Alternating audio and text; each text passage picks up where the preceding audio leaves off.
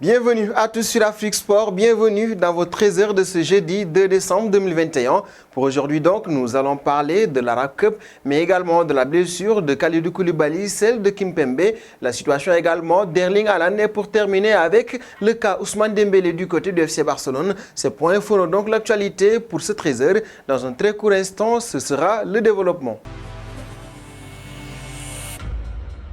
Bienvenue à tous sur Afrique Sport, bienvenue sur le plateau pour le 13h de ce jeudi 2 décembre 2021 que nous débutons comme annoncé du côté du Cameroun. Ici, le stade d'Olembe crie haut et fort, je suis prêt. Le ministre des Sports, Narcisse Mouel Kombi, a lancé les opérations de cette technique en prélude à la réception officielle de l'infrastructure et de ses annexes ce vendredi. David Aube, chef de mission de contrôle d'Egis, est catégorique.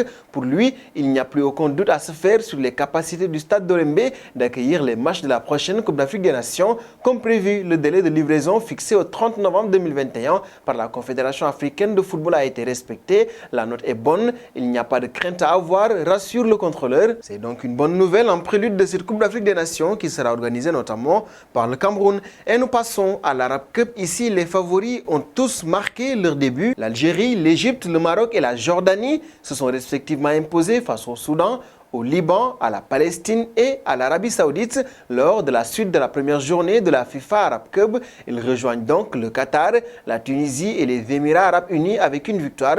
Pour rappel, les 16 équipes sont réparties en 4 groupes de 4 équipes et les 2 premiers de chaque groupe sont qualifiés pour la phase finale. Il y a notamment des rencontres très intéressantes à suivre durant cet Arab Cup. Et nous passons en Italie, à Naples, où nous retrouvons Kalidou Koulibaly, le Sénégalais, s'est blessé ce mercredi. C'était face à Sassuolo lors de la 15e journée du championnat d'Italie et l'inquiétude plane autour de Kalidou Koulibaly. Le défenseur sénégalais est touché à la cuisse et pourrait déclarer forfait pour les prochaines sorties. Face à Sassuolo, Kalidou Koulibaly a été remplacé pour une blessure à la cuisse gauche, a indiqué le club dans un communiqué. Luciano Spalletti a quant à lui fait savoir que sa récupération pour le match de samedi face à l'Atalanta est très difficile. On va l'évaluer au cours des prochaines heures. En l'espace de quelques semaines, Kalidou Koulibaly devient le 3e titulaire sénégalais à se blesser en club. Pour rappel notamment, Ismaël Sarr et Krépin Diatta sont actuellement blessés et ce sont 2 titulaires du côté du Sénégal. Et c'est la première pause de ce 13h du jeudi 2 novembre. Ce sera donc les premiers indices pour connaître le joueur qui se cache derrière notre carte mystère.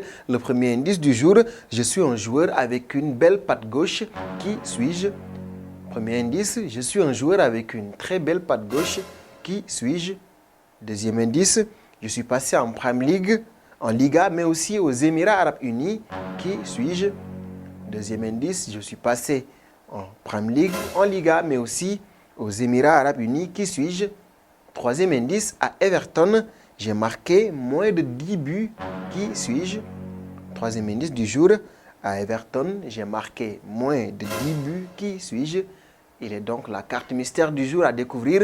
Il reste 2 autres indices pour connaître le joueur qui se cache derrière notre carte mystère du jour.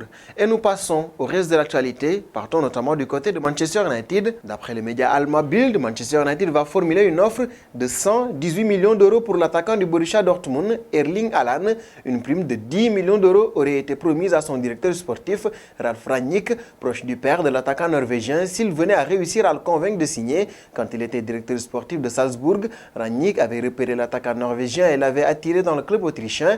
Une certaine proximité existe donc entre Rangnick et le clan Haaland. Le choix de l'engager à Manchester United aurait ainsi été réfléchi dans le but d'avoir un avantage sur la concurrence dans ce dossier très compliqué. On vous rappelle notamment que Manchester City, le Paris Saint-Germain ou encore le Real de Madrid suivent de très près le dossier Erling Haaland. Et nous passons à Presnel Kimpembe, le défenseur du Paris Saint-Germain, s'est également blessé. Forcément mis sous pression par le grand retour de Sergio Ramos à son avantage dimanche à Saint-Etienne pour sa grande première sous le maillot du PSG. Presnel Kimpembe n'a pas failli mercredi contre Nice.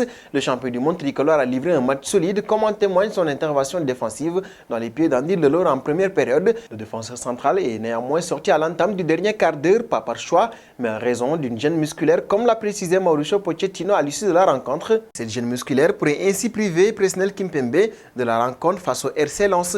Et nous allons terminer avec notre international français. Il s'agit d'Ousmane Dembélé dont le cas n'est pas encore réglé du côté du FC Barcelone. Le refus d'Ousmane Dembélé de prolonger son contrat expirant en juin prochain avec le FC Barcelone commence sérieusement à agacer les dirigeants catalans. Selon Mundo Deportivo, ces derniers auraient d'ailleurs fixé un nouvel ultimatum aux Français. Le média explique que le champion du monde 2018 aurait désormais 15 jours pour formuler une réponse définitive sur sa prolongation de contrat. Dans le cas contraire, il sera prié d'aller voir ailleurs dès l'ouverture du prochain mercato en janvier. Mais du côté de l'ancien attaquant du Stade Rennais, on ne montre aucun empressement par rapport à cette possible prolongation du côté de FC Barcelone. Il était donc le dernier joueur à évoquer dans ce 13h du jeudi. Nous arrivons donc à la deuxième pause et c'est l'Insta Quiz, les deux derniers indices qui vont vous permettre de connaître le joueur qui se cache derrière notre carte mystère.